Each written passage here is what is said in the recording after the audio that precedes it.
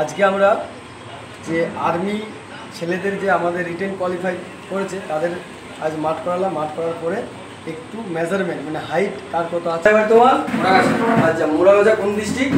Nadia district. কি নাম তোমার? রাজ শেখ। রাজ শেখ। রাজ শেখ, হ্যাঁ পুলি দাঁড়াও। হ্যাঁ চলো, রাজ শেখের একদম পারফেক্ট 170। চলে আসো। এখন কি? হাসিল। হাসিল শেখ। কোথায় বাড়ি? সালার। সালার থানা, তাই তো আমাদের মুর্শিদাবাদ। আচ্ছা চলো, হাসিলের আছে 175 প্লাস। চলো বেরিয়ে যাও। কোন থানা? নওদা। নওদা থানা, শ্যামনগর, মুর্শিদাবাদ, তাই তো? হ্যাঁ স্যার। একদম টাইট 170। অনুপ রাজওয়ার। কোন থানা বাড়ি? রেজিনগর থানা।